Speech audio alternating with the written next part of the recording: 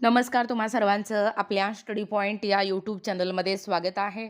तर मुख्यमंत्री माझी लाडकी बहीण योजना अंतर्गत ई-के-वाय-सी मधील चुकीची माहिती भरल्याने लाडक्या बहिणींचे हप्ते ऑक्टोबर-नोव्हेंबर 2025 पासून बंद झाले आहेत.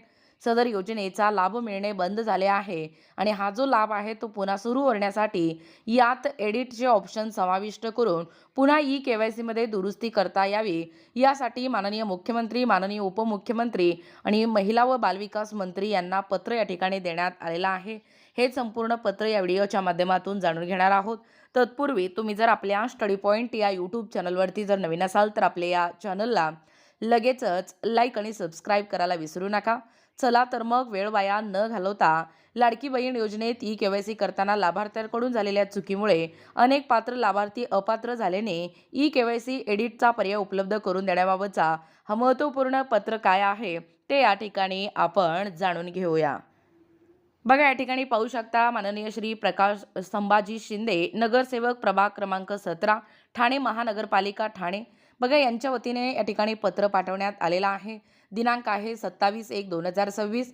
बघा, अपडेट प्रति माननीय श्री देवेंद्रजी फडणवीस मुख्यमंत्री महाराष्ट्र राज्य व माननीय श्री एकनाथजी संभाजी शिंदे उपमुख्यमंत्री महाराष्ट्र राज्य व माननीय श्रीमती आदिती सुनील तटकरे महिला व बालविकास मंत्रालय मुंबई, सचिव महिला व बालविकास विभाग मंत्रालय मुंबई 32, माननीय आयुक्त महिला व बालविकास अधिकारी ठाणे व माननीय जिल्हा अधिकारी ठाणे. नेमकं विषय आहे मुख्यमंत्री माझी लाडकी बहीण योजनेत ई-के-वाय-सी करताना लाभार्थीकडून आलेल्या चुकीमुळे अनेक पात्र लाभार्थी अपात्र झाल्याने ई-के-वाय-सी एडिटचा पर्याय उपलब्ध करून देण्याबाबत. बघा, संदर्भ काय सांगतोय. शासन परिपत्रक महिला व बालविकास दिनांक 18 नोव्हेंबर 2025. महोदय, उपरोक्त संदर्भातील शासन निर्णयामध्ये मुख्यमंत्री माझी लाडकी बहीण योजनातील लाभार्थी यांना ई-के-वाय-सी करिता 31 डिसेंबर 2025 पर्यंत मुदतवाढ देण्यात आली होती. ठाणे जिल्ह्यातील जवळपास सर्वच लाभार्थी यांची ई-के-वाय-सी सक्सेसफुल झाल्याने सर्वांना या ठिकाणी मेसेज आलेले आहे. परंतु आज जवळपास 3000 ते 4000 महिला पैसे मिळाले नसल्याने जिल्हा व महिला बालविकास अधिकारी ठाणे यांच्या कार्यालयात आल्या असता त्यांनी ई-के-वाय-सी बरोबर असल्याचे परंतु पैसे आले नसल्याचे सांगत आहेत. ई-के-वाय-सी करताना लाभार्थींनी ई-के-वाय-सी मधील प्रश्नांची उत्तरे होयच्या ऐवजी नाही असे निवडल्याने चूक झालेली आहे. तसेच लाभार्थींनी दिलेल्या माहितीवरून काही सेतूधारकांनी माहिती भरलेली आहे.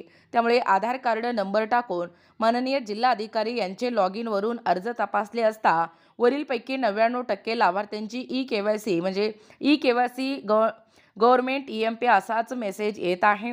शासनाकडून ई-के-वाय-सीसाठी विचारण्यात आलेले प्रश्न लाभार्थींचे योजनेबाबतचे अज्ञानामुळे तसेच प्रश्न समजून न आल्याने चुकीची उत्तरे दिल्याने अनेक पात्र लाभार्थी आज रोजी अपात्र झाले आहेत. आज दिनांक 18 जानेवारी 2026 ते 22 जानेवारी 2026 या काळात जवळपास 3000 ते 4000 महिला ठाणे येथील महिला व बालविकास कार्यालयात आल्याने कार्यालयीन कामावर व त्यांचा विपरीत परिणाम होत आहे. बघा, पुढे या ठिकाणी पाहू शकता लाभार्थी महिला अनेकदा माझ्या कार्यालयात म्हणजे या नगरसेवकांच्या कार्यालयात आल्याने लाभार्थींनी मला या ठिकाणी फोन केल्याने मी प्रत्यक्ष माननीय जिल्हा व महिला बालविकास कार्यालय ठाणे येथे आलो असता मला सत्यस्थिती प्रत्यक्ष दाखवण्यात आली आणि विचारण्यात आलेले प्रश्न लाभार्थींच्या योजनेबाबतचे अज्ञानामुळे तसेच प्रश्न समजून न आल्याने चुकीची उत्तरे दिल्याने अनेक पात्र लाभार्थी आज रोजी अपात्र झाले आहेत. त्यासाठी लाभार्थी अर्ज करण्यासाठी कार्यालयात गर्दी करीत आहेत. परिस्थिती नियंत्रणाबाहेर जात आहे. त्यासाठी आम्ही संबंधित अधिकारी यांच्यासोबत चर्चा करून लाभार्थी यांना लेखी अर्ज जिल्हा महिला व बालविकास अधिकारी ठाणे यांच्या कार्यालयात दाखल करण्याच्या सूचना अधिकाऱ्यांच्या तर्फे देण्यात आलेल्या आहेत. तरी ठाणे जिल्ह्यातील ज्यांचे लाभ थांबले आहेत त्यांच्यासाठी ई-के-वाय-सी एडिटचा पर्याय उपलब्ध झाल्यास अनेक पात्र लाभार्थींना दिलासा मिळू शकतो. तेव्हा आपणास विनंती करण्यात येते की याबाबत शासन स्तरावर निर्णय व्हावा. ही विनंती आपलाच विश्वासू प्रकाश संभाजी शिंदे, नगरसेवक ठामपा ठाणे.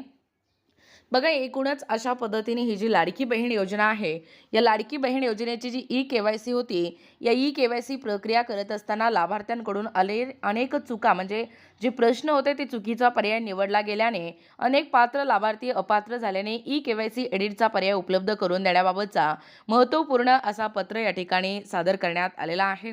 याबद्दल संपूर्ण सविस्तर माहिती या व्हिडिओच्या माध्यमातून जाणून घेण्याचा प्रयत्न केलेला आहोत.